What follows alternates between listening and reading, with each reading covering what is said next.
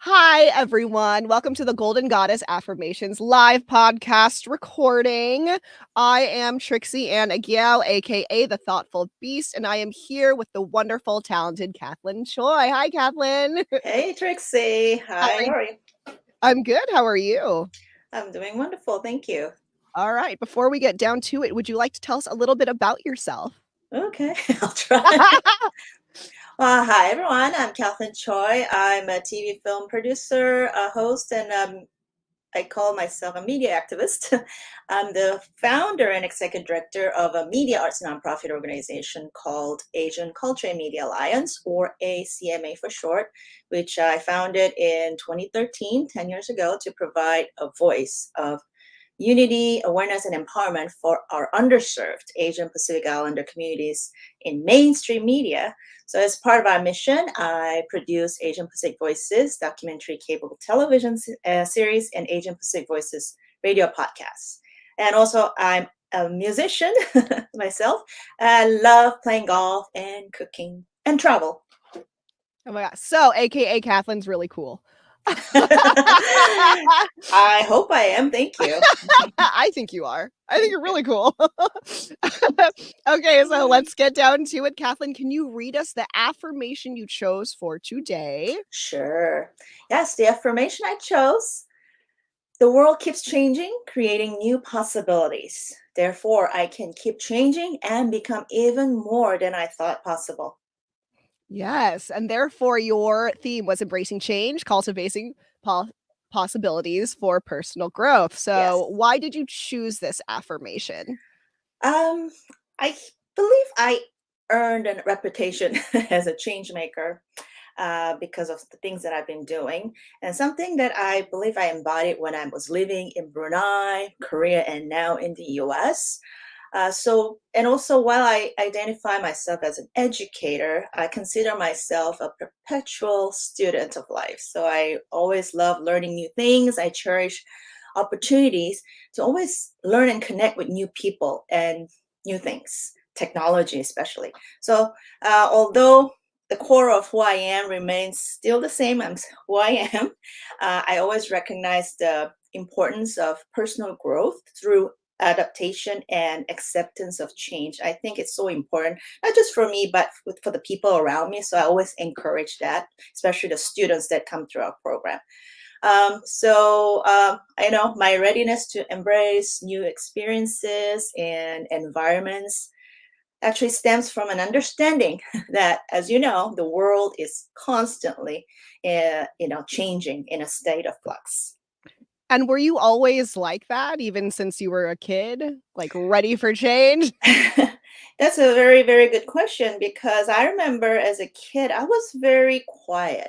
Mm. And, I was a studious child, of course, like any Asian kids, right? And Yes. that's what your family wants you to do. So, but I studied very hard. Actually, they encouraged me to study and they provided the opportunities. It's not like I was forced to do that. That's what Mhm. I was. So, but then, this is an interesting story I want to share. But I remember as a kid, I couldn't really express myself, right? Mm. Yeah. Especially to my parents. When I Mm. wanted something, it was just, it just didn't come out. And I remember for the first 8 years of my life as growing up as a child, I had short hair.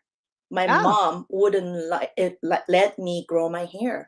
Oh my gosh. Yeah, yeah. So I had really short hair, and I just envied those around me, my friends, and who had long, beautiful hair. And I'm like, why can't I, grow my hair, right? But I couldn't. I said, please don't let me cut my hair. But she brings me every month. She brought me every month to get my hair cut really short. And I remember like just the tears coming down my eyes. And I just, yeah, I know, it's so sad. But then one day a realization struck. And I think I was about 9 years old or something, right? And there Mhm. was a total transformation, personal transformation. And I started becoming more expressive and then bold. And I guess, it's just happened all of a sudden. I don't know what it is. And then something in my mind told me, like, you know what, just wait until you become a teenager, Ooh. and that's when I think I can do whatever I wanted, grow my hair, do the things I wanted. But actually, it happened earlier at the age of 10. A year later, I was fine. Oh Let's yeah, I get it. know, because back then, I was living in Brunei. I'm not sure, a lot of people don't know where Brunei is, right? Mhm. Yeah, it's in Borneo Island in Southeast Asia, and that's where my whole family lived, and I lived there for 12 years, childhood. So, um, I remember one day I was like watching TV, and then there's this one of my friends and a classmate, a very popular. He was like performing live on a very popular kids show called Bintang Brunei. It means like Little Stars of Brunei. And so I saw that, and you know what? Instantly, I'm like, I want to do that. I want to be on TV doing the same thing as my friend. So I begged my parents. I said, please, can I learn how to play the organ? Oh, And yeah, a lot of times, in Asian families, the kids, the family, the parents, especially the mom, has their children like learn how to play an instrument, right? Piano, mhm. violin, or something. But in my case, they didn't send me to any music school, so I said classes. And so I said, you know what, please, I'll do anything. And then my mom said, okay, if you can be in the top of your class, I'll let you learn. Yes, yes, Oh yeah, that yeah. was, you know what, that wasn't hard. I just did it. I started hard. I wasn't like I was a good student, and I was pretty good in school, in my class, but I wasn't the top. But then within like 6 months, yeah, I was the top of the class, number one. And so she let me learn.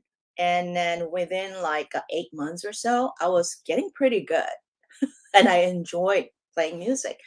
So I was, again, my teacher recommended me to perform live on that popular kids show. Actually, I found that she's the one behind this. I'm like, wow, that's Oh, awesome. Yeah. So I was selected, and I went, and oh my God, that was one of the best moments I remember. Very vivid in my mind, right? So it was live, and then I still remember all the cameras and lighting around me, and I was just ready to perform, and they were asking me, "Oh, so are you nervous?" I said, "No, I'm ready God. whenever you are." Oh, So yeah. what? Okay, so to me, that's insane, and I say this as, like, a child. I said this to my friend yesterday. In school, all the way through high school, I never raised my hand once to answer Oh. a question. If you forced me to, fine, Mm-hmm. obviously. Mm-hmm. So how how did you in 1 year how'd you go from really quiet and shy and not knowing what you wanted to ask for to being on a television show, like a I local know. television show, like, with where you're from? There's It's not even, like, strangers, it's just, like, these are the people who literally know you. Right, right. So how? How? That's a very good question. Like I said, it dawned on me one day. Maybe it's because the things I've seen, I used to watch a lot of TV shows from because it was Brunei, and it was a British territory, so we get a Mhm. lot of shows from UK and also the US. So watching those shows, I guess, I really wanted to travel. I wanted to be there. I wanted to be in California and Switzerland, and I wanted to. I watched all these singers live, performing live, and I'm like, I want to sing. I want to play music. There's so many things I wanted to do. And then I said, Oh, if I really wanted to do all these things, I need to express it. I need to become more confident. I need to learn all these things, right? So, yeah, but anyway, I started locally, right? In Brunei. yeah, I watched this show, and especially when my friend got on it, I'm like, if he can do that, I can do that. So wow. yeah, it's just the voice inside me. And I don't know. I actually don't talk about this part of myself, but I do talk to myself a lot. I mean, not like a crazy woman, but I ask my I do, I So, do. yes, you self-reflect, I understand. No, I mean, every day, even now, like, every time, like, there's something, I ask myself questions in my head usually. And then I Mhm. just kind of, I don't know, my husband can see me like mumbling sometimes to myself, but I'm my worst critic too. So Mhm. I'm very, very critical of myself, what I do, the things I do. And when I record TV shows too, I don't like to look at myself later on. And I'm like, oh my God, I shouldn't have done that. I shouldn't have said it that way. Everybody said, you look fine. But I'm like, no, that's not, I wish I had done it better, you know? Because, Yeah. yeah, I'm not a perfectionist, but I always try, I think, to get up there, to make it as best as I can, as perfect as I can. So anyway, that's why I'm never satisfied. Totally. Yeah. Yeah, yeah. So it sounds like once you realized what you were passionate about, or once you realized you wanted to do things, this Hmm. gave you the ability to start speaking up for what you want. You found something that ignited in you the Yes. ability to say those things because you Hmm. really wanted this future you saw for yourself. You saw things and you were like, "I want that." Hmm. How did you especially because you just said you were your own biggest critic.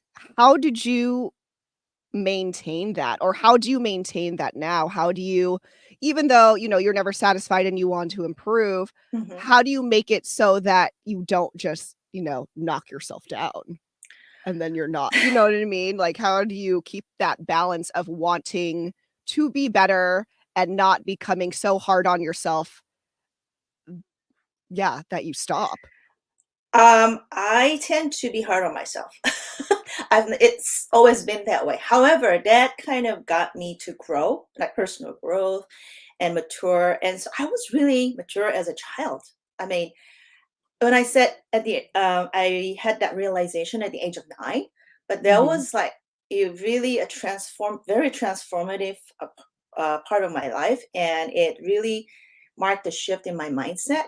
Because, like I said, I really went from very shy, timid, to a really confident and bold kid, and then and once that happened for me to learn how to play or electric organ and then live on TV. And this is a big one too. I just did it because I wanted to, right? It wasn't Yeah. money. I didn't know anything about making money at that age. Yeah. But as soon as I finished like 20 minutes of performance, they handed me an envelope. And I'm like, oh, what's this? I looked inside, it was money. It was $150 Oh, back wow. then. Yeah, yeah, yeah. And I'm like, wow, really? I get rewarded for what I want to do, I love to do. And it's like equivalent to, over $500 today. So, Yeah. but then that didn't trigger me to like, oh, wow, I need to perform more and make money. That wasn't the goal. That was just my goal to just be on TV, that I know I can do it, right? Mhm. So after that, I really focused on studying, and I was really top of the class, and my teachers, the classmates around me, I got along pretty much with everybody.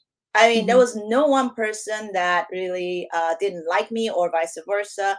And I guess, when you feel that confidence boost, right, in yourself, I guess you're more. You tend to be more approachable, I guess.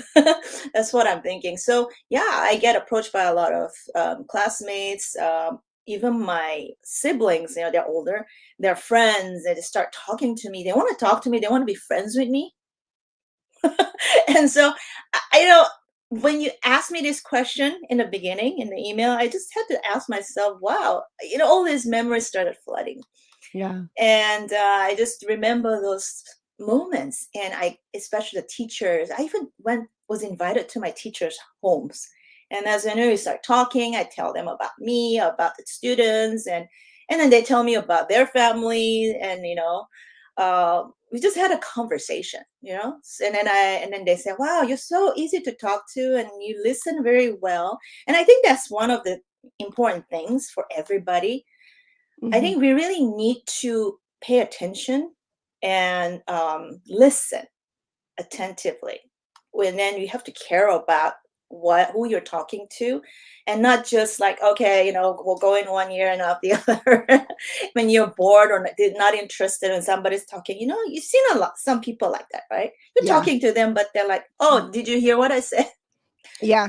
Yeah, but when someone's talking to you, just stop everything and just listen. Yeah, because there's a reason why they are talking to you about especially something very important. And I think it's important.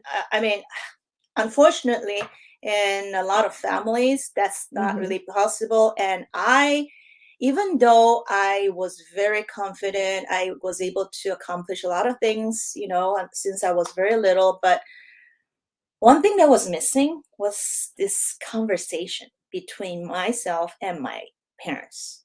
Mm. Mm, Yeah, yeah. I was gonna ask, like, did they notice this big shift from you, and were they Hmm. supportive? Like, Hmm. your mom said, "If you're top of the class, I'll trade you these lessons," but as you became more involved in the different things you wanted to do, were they supportive? Like I said, initially, when, the first time I ever asked for something I wanted to do, Mhm. and she asked, like, why do you want to do it? Mm. Oh, you see, the questions that they always ask, right? Why? And why are you doing this? Why do you want to learn this? So I know I made some notes to talk about this a little later on, but I think that's important. Mhm. What you do, why, and most importantly, why you want to do it. And if you don't have that answer prepared for your parents, well, yeah, you better start thinking again. Yes. Yeah, you Yeah. have to have all the answers for them. Okay. You have to prepare yourself for everything, whatever that would possibly happen. The unexpected, I always say, expect the unexpected, right? So think of all possible possibilities, impossibilities, and unexpected. And and so I did that. I thought about it. Why do I want to do it? Because not just because I wanted to be on TV, but further, I asked myself like deeper. Oh yeah, the music sounded really good. I wanted to learn how to sing and play the music, not Mhm. violin, not the drums, but the electric organ sounds really wonderful. And it's like, wow, you have to use both hands and your feet, right? The pedals and all Yeah. that. So I thought that was very fascinating. And I was more of a challenge to myself. So anyway, so that was the only time that I really begged my mom and my parents. Funny thing is, it's always my mom. The moms in the family make decisions. Most Yes. families, I think so. Yes. And very, very rarely the dad makes decisions, right? But my dad, I think I take a lot after him because he was very, very, he wasn't really talkative. He was more of a doer Mm. than a talker. Whereas my Ah. mom, yeah, my mom's like, he likes to talk and scold us, yell at us. But it wasn't that bad. But then it's just, yeah, my mom had to make the decision, right? So I begged my mom, and my dad just always, I think, when remembering going back to those days, my dad was always like close by, not that close enough to like really have say anything, but was always observing. So I think I take that from my dad, like that I love to observe, people or events or things that are happening. And but later on, it wasn't till I was maybe when I went to college, 20 or Mhm. 21, that I started to have more conversations with my dad, Mm. especially my dad. And although he wasn't really verbally expressive, but he loved reading and uh, write. So I remember writing a lot of letters and email exchanges with him. It's kind of fascinating, That's cute. Yeah, yeah, yeah, yeah. I did that. But anyway, so going back, um, so my dad never really deterred me from doing anything I wanted, Mhm. and especially with studies, they never forced me to do anything. If on my three other siblings as well, but we just, I don't know. It's just we just took it for granted that hey, every kids are parents are the same, and we're in the same boat. Sometimes that's also important to always consider, like, you know what, especially when you are in a bad or unfortunate circumstances, I always tell myself, you know what, things could be worse. Things could be worse. There are people out there in other parts of the world that are really in a worse situation than I am, or even Mhm. people around me. And that actually had me more feel better and more fortunate. Seriously, Yeah. right? Yeah. Gratitude. Yeah, gratitude always. That's why live in the present. I always emphasize that because it is the gift, right? Living in the Yes. present. So yeah, it's such a short life. We are born here for a reason. That's how I always say to everybody, and just make the best of it. You know. Yeah. So that's Mm. awesome that you got to write. It sounds like you're pen pals with your dad, which sounds very cute because I feel like that communication is really important. And it's However, not yeah, things we get yeah. necessarily from our family or parents. But then again, when you think about it, if you don't initiate it, it won't happen either. So I knew I had to have form a certain bond with my parents. And now, I mean, actually, my dad passed away in 2016, Mm. and so that was one of the saddest moments of my life. But that's those memories I cherish even to this day. And important life lessons that I learned from him. And even though he did not really talk about it or tell me what to do or gave me, you know, advice or, all the time, but I learned through watching him, do things. And it was like more action activated, motivated than, being, And verbal. yeah, verbal. So I'm so grateful for that. But there, of course, a couple of things that are always in my mind, like, especially I still remember when he was still alive. I think it was like 2 years before he passed away. And we were on the phone because I'm here in US and he's in Korea, that he says, "Oh, I see you're doing really well. And I'm so proud of you." But he was saying, like, but just remember one thing, always be humble. That's Mhm. always, emphasized throughout my life, that be humble. And especially all the more when I climb up the ladder of success, you know what I mean, and lower my head. So it's a lower your head more as you climb up higher on the ladder of success. So I'm like, okay, Dad, I hear what you're saying. Humility, being humble is so important because, as you know, some people, once they earn, become millionaires or very successful, like, you can't, some of my friends, I can't even talk to them. I can't even reach them anymore. So when you become successful, does that mean that you're out of your life? You know what I mean? Yeah. Circle of friends. So that's very sad for me. So that's why for me, anybody who I've met throughout my life, whether I don't know, when I was younger or older, when I became very successful, it doesn't really matter because I feel that there is a reason why we all meet in this life. And yeah, it's like if you're you and especially you and I not talking right now, Yeah. somehow we were meant to meet. And how did Yeah. we meet? Did you ask? Do you remember how we met? Yeah, you were like, "Hey, we're looking for people for this documentary, and I saw that you're a dancer." There you go. That's the thing too. That's one thing I love about what I do right now at ACMA as a producer. As a producer, it involves a lot of research, right? Yeah. And when you're passionate about something, and that's like you spend the time and energy. It's not about money, making money, but if you really love what you do and have passion for it, I think that's really halfway there to success. And the rest, it all will all come to you. So I started searching because I had an objective, I had a goal, I had to find. I said, I have to find these people, and I have to reach out to them, and I have. So I'm the one who actually, started to reach out to people, as like yourself too, right? If Mhm. I did not do that, if I had somebody else do that, we won't be having this conversation, I think. Yeah. Yeah. So I'm glad I did that, and I hope more people will do that, take the initiative to do things, and be more proactive, not reactive. That's important.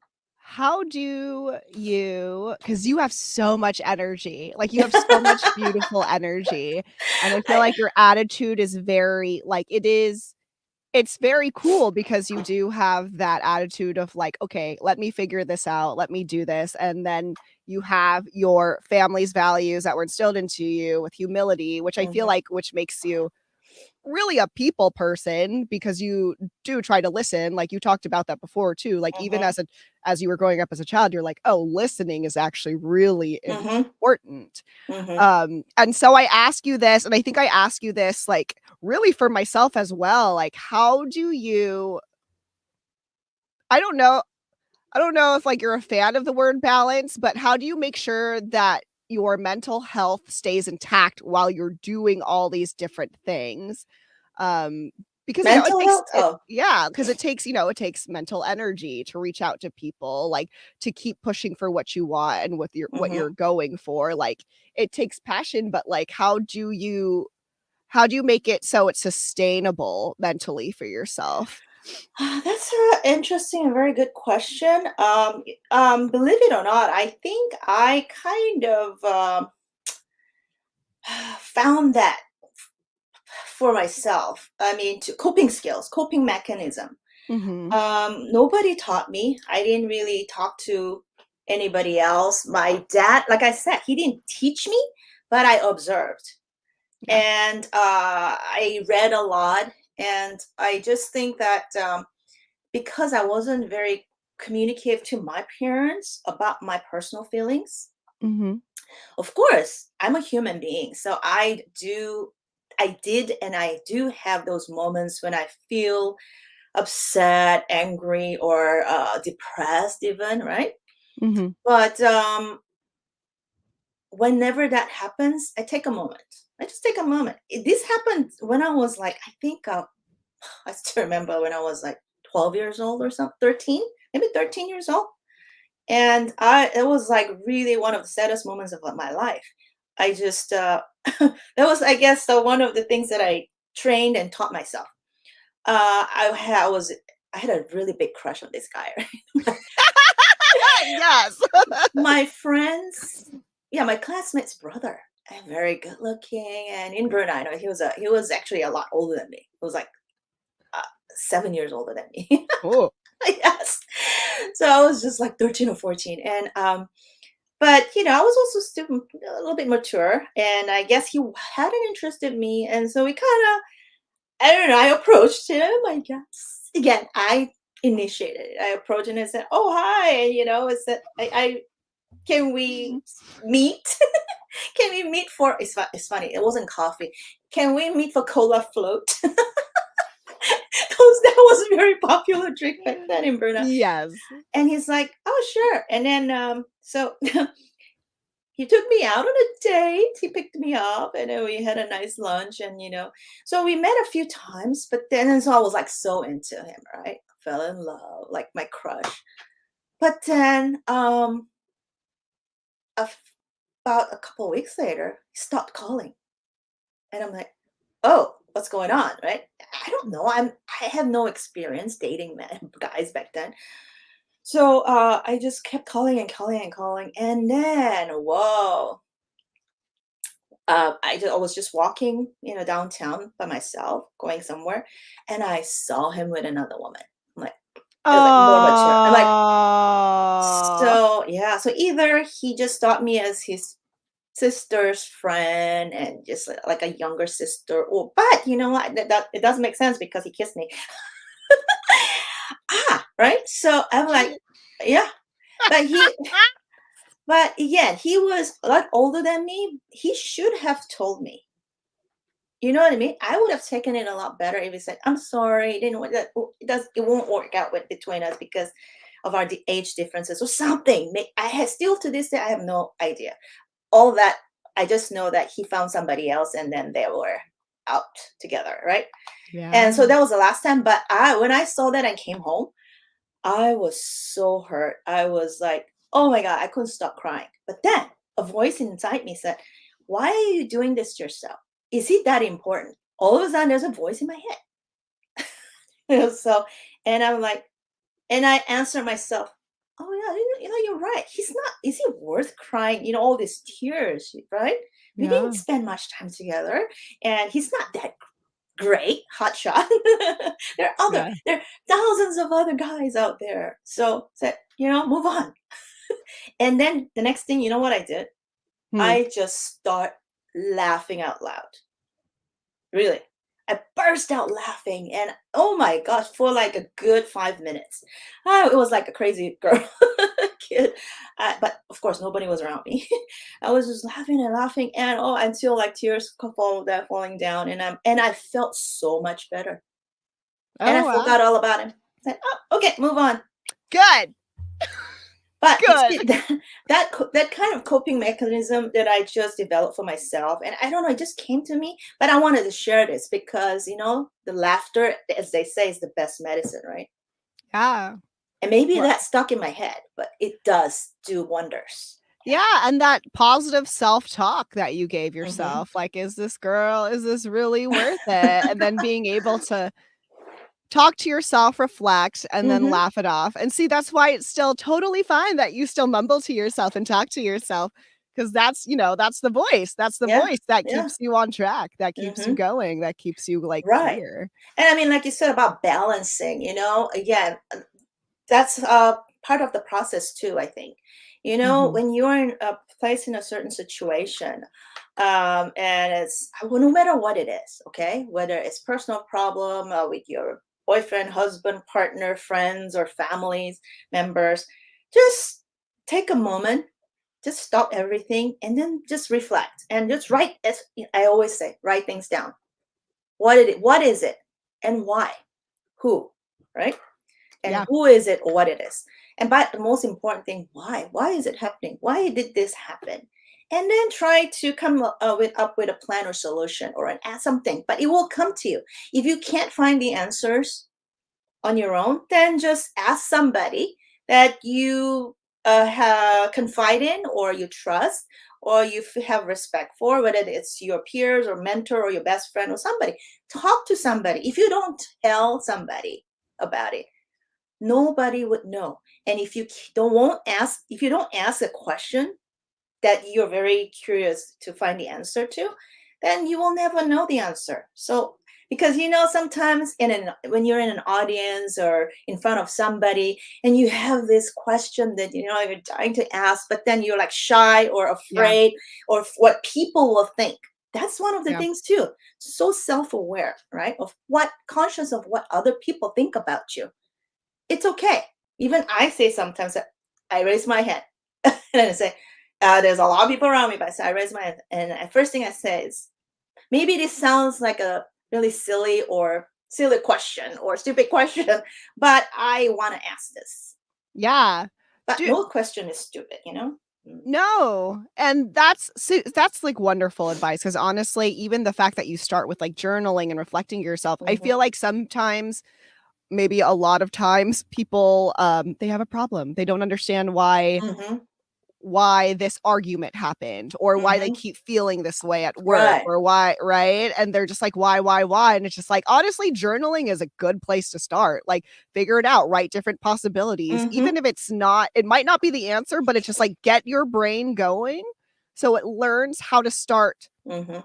problem solving for itself. And then, like Mhm. you said, like, and that's the thing, we're all social beings. Like, it should be okay. It is okay to raise your hand and ask. Go ask someone if you Absolutely. don't know, because if not, then you're just doing yourself a disservice. Mhm. You're never gonna know the answer to this question, and then you're just gonna be messed up, because then you just keep making the same mistake over and over, or Yep. things keep piling up until, like, you explode because you don't know what's happening, and then you still don't know the answer because you Yeah. exploded, so no one Exactly. wants to help you, or Mhm. you don't even wanna help yourself because you just scared yourself, and you're like, "Oh, well, that was you just, like, proved, quote unquote, "proved" to yourself that you're insecure and you don't Yeah. deserve that. Like, it's a really easy, if you don't reflect with yourself and then ask for help if you need it, it's really easy then to spiral down. Mhm. Oh, yeah, that's totally, it's it's what it is. and you said all the things that are correct, and I'm glad that you're not that way. I mean, at least now. And I Not hope, right now. yeah.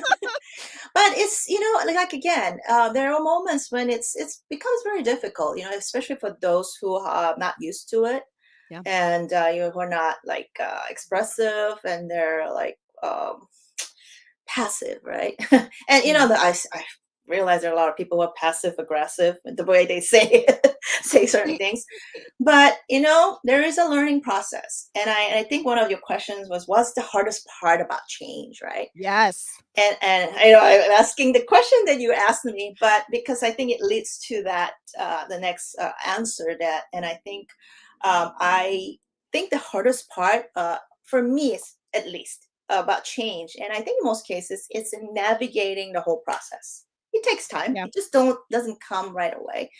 And but if it's something that's changing something for myself, it's a very quick decision, because I already know I need to change. But there is one thing that my husband always asks, whatever we do, whether it's personal or whether it's project related. And he always says, so I said, what about this? And I make a suggestion. And he always, it's like a litmus test, right? So he says, he asked me this question: is it better or is it different? I think that's a very, very good question for anybody, for yourself, whatever you're doing. Before you change anything, ask that questions. So for me, that's why it's easier. I always embrace change, because if it's just for the sake of being different, I'll just keep to the original thought or whatever it is. But if it's different but better, oh yeah, no brainer, right? Yeah. Because Go for just the being better. different doesn't mean, well, it's good, correct? So Yeah. yeah. There needs to So be a mhm. reason. Yeah, There needs yeah, to be a exactly. reason. So I think that's something that I'd like to advise everybody to start thinking about it too. Okay. So I feel like this is a great place to transition into other people's questions that people Okay. had for Oh, okay. you. Okay. So here we go. The first one is, it's very vague, but it's a really, I feel like a lot of people have this question. I need to switch careers. Mm. How do I start that? Well, why? Again, why? Yeah. Ask yourself why. And what is it about that you're currently doing that you don't like? So always when you are planning a change in your life, whether it's a career related, now this is career related question, right? So I'll write it down, pros and cons, always pros and cons. Also in relationships, I tell my friends, why do you want to break up? Pros and cons, right? Yeah.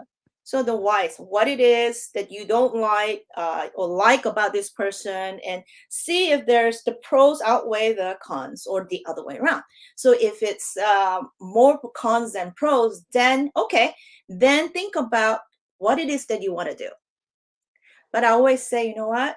Well, whatever you do something that puts a smile on your face and makes you happy. Mhm. If you do something in everyday life, or if you are planning to do something but you feel like, oh, stressful, and like, oh, you're not looking forward to it, that's not something you should do, correct? Yeah. I mean, I'm that way. Yeah. I can't do that. Yeah, yeah. But most people do it just for the sake of it, but because they feel they have to, Yeah. and it's not because they want to.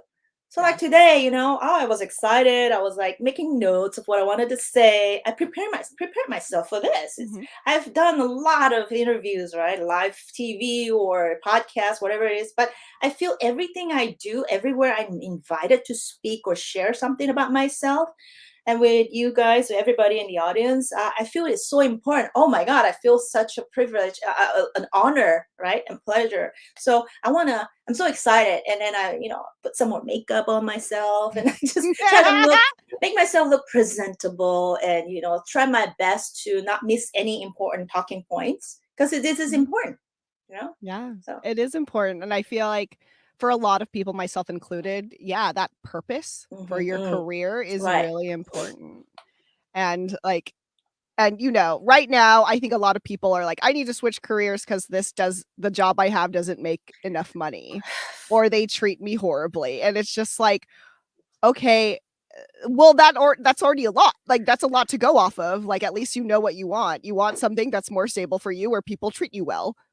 Speaking, yeah, absolutely. You know, that's another thing I wanted to really touch quickly on, because when you know, a lot of the times, oh, you know, a lot of people complain. You know, the students I talk to say, oh, my parents don't allow me to do this and that, and you know, they're unhappy. But you know what? Like I said from the start, and even now, I'm gonna say this: if there's something you really want to do and gain, especially your parents, your family's support to pursue what you really want to do, it's so important that you genuinely convey your goals and objectives, and then for the path that you choose. But before that, you have to be very you have to prepare yourself really well and articulate why it matters to you that you need to do this. And of course, another part, like I said, anticipate any questions they might have. Why do you want to do this? And you know, but you have to tell them. If you don't tell them why, the key why, then you know you're going to be shut down again. So, but then there's still a little bit more to it. The key is to demonstrate that you are committed, you are dedicated, you have passion for what you want to do, and show them. Show and not tell them that you really want to, you're really working hard to, and then be good at it. If you're just like, if they see you doing something, oh, and they're like, they compare, right? Yeah, Oh, they okay. If compare. there's anybody else, your sibling or your friends doing the same thing, but he's better than you, that's what it's going to come down to. So be good at it, be excel at it, and try your best to, if you, that's what you really want to do, and show them. That way they can know that, you know, it takes time. It just doesn't happen overnight. But if they observe you, of course, your family, parents definitely observe you, trust me. And then if you can show them and prove to them that, you know, you're, through your commitment, through your actions, not your words, and you're being proactive, not reactive, and be a person who delivers, not just do the talk. Like, oh, I Yeah. want to do this, please. And then a few months later, oh, I want to do something else. How can they trust you? So gain their trust. And in turn, you'll get their support. I guarantee you. And I think it's really important, like what you were saying, right? You're like, you have to know why. Mm-hmm. And the thing I want to bring it back to you saying, like, you know, some people are not good at speaking. So, you know what? Write it out. Mm-hmm. Write it out. Like, Yes. write it out. Just write it out. Start thinking, like, Mm-hmm. jot it down, brainstorm, Yes. because it is hard to articulate what you want and what you need. Like, Mm-hmm. but there's like a lot of things like at our fingertips now. There's like Google, there's AI, there's ChatGPT. Ask ChatGPT to help you make draft one, and then like put like figure out what you really want from there. Like if you really can't, like, you know, like there's things that can get you started. They can't do the work for you, but they can get you started to be like get your brain thinking But I so that you think, I know. know you mentioned ChatGPT and all the AI. You know, with this latest and greatest technology, yes, we are fortunate to be living in this world that we can get access so much information, real-time Mhm. information. However, I always say, you know, I always try to encourage more traditional methods first. I mean, you have to know, start learning by learning about yourself. The Yes. AI GPT can't help you with that. Yes.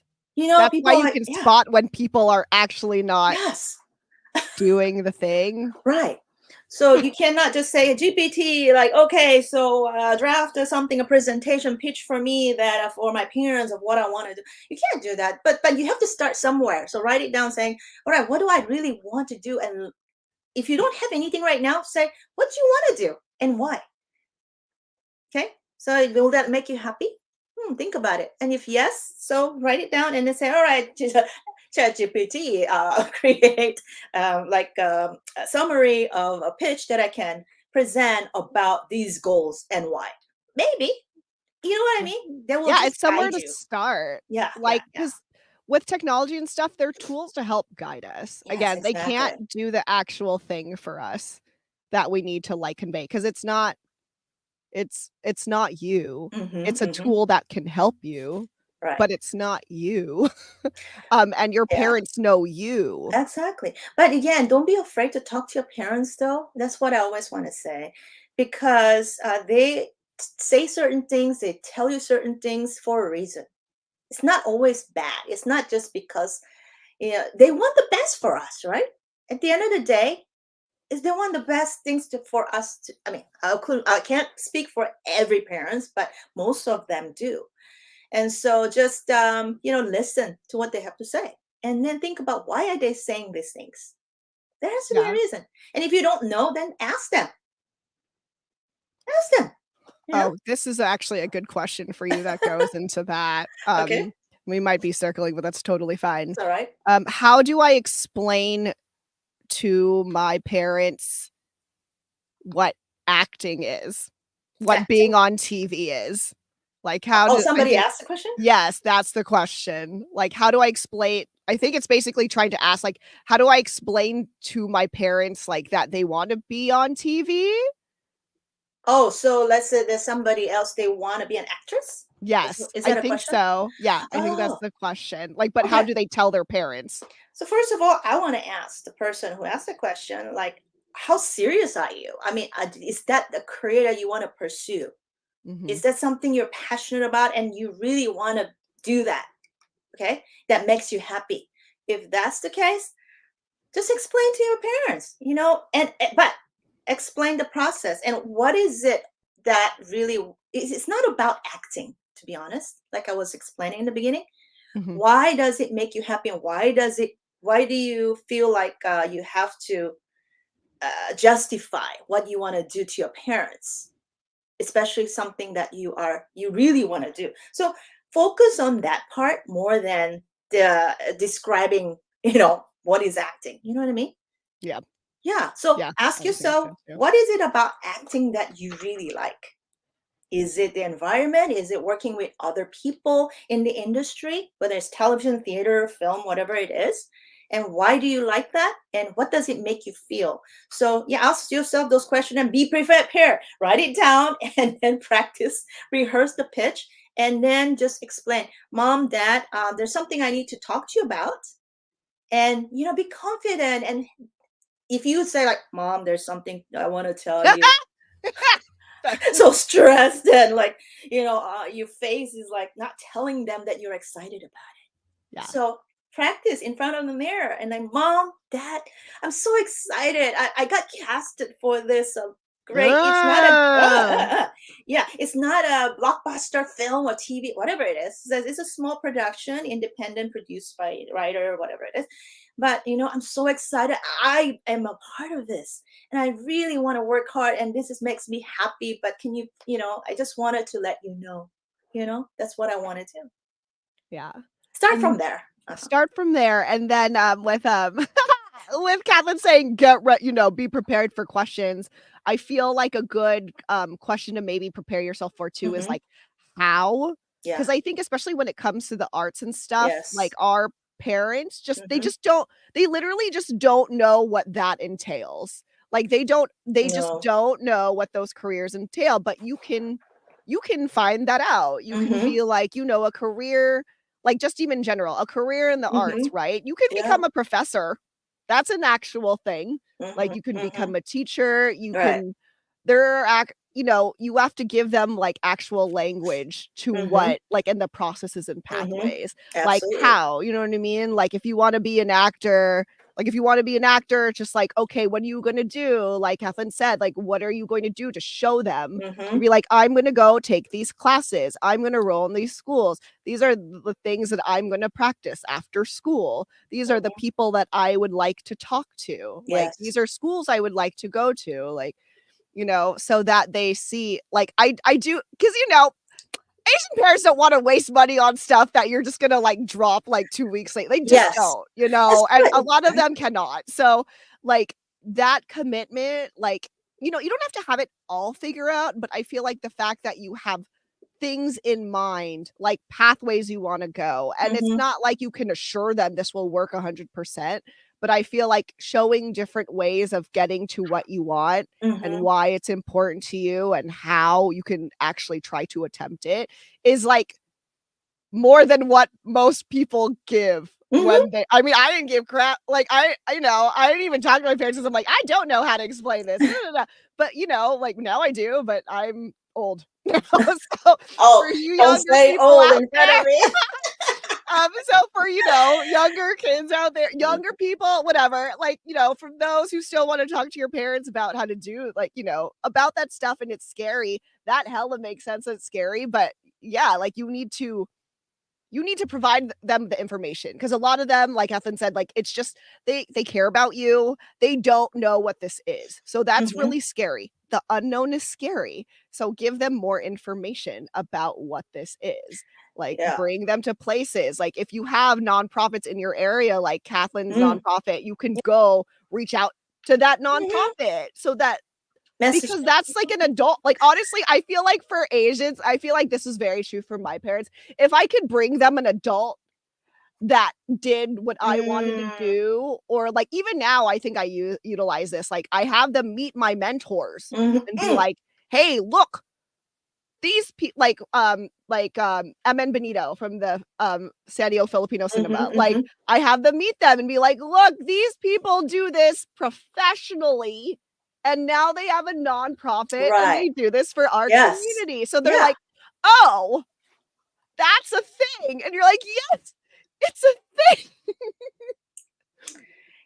One thing leads one after the one to the other, and that's what happened to me throughout the course of my life as an entrepreneur, businesswoman. Since I was 21 years old, I started my own business in Korea for 9 years before I moved to the U.S. in 2000. Since then I've been living here, but that let me. I was in a corporate world, because I had to make money.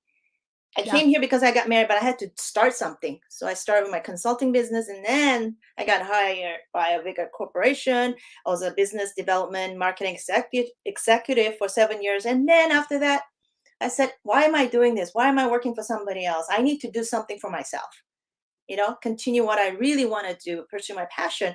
And that's why when I met my current husband, who is also passionate like me and in the media arts, we have a video production business. And he said, hey, you know what? You love to cook, you love music, and then you were a reporter in Korea for many years. But there's no cooking show. I love to cook, right? There's no cooking show, and nobody knows about Korean food back then, back in Mm, 2000 and 8, 9. Yeah, it's like Asian food or Chinese food or sushi. That's all about it, yeah. what they knew. So I said, that's true. There was no cooking show in English, right? Korean cooking show. Yeah. So I decided to produce and host my first Korean cooking show on TV, national television. And we did 4 seasons of it on PBS. And then that led me to think about, again, it leads to the next step of my life. And I said, oh, you know what? Everybody's asking, what's the next cooking show? I said, I don't think it's a cooking show. I think it has to be more than that.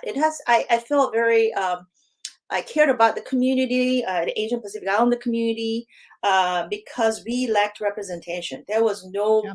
content out there that was produced, hosted, or featured Asian Americans, right? In Yeah. mainstream media. That is why I decided, you know what? I'm going to embark on a journey to start something that doesn't exist now, but it will, make a difference in the future.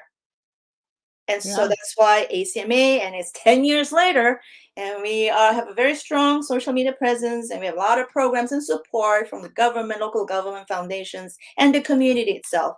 Yes. So again, think about what, it's not just right now. Everybody's like, just what do you do right now? But about your short term, mid-term, long-term goals.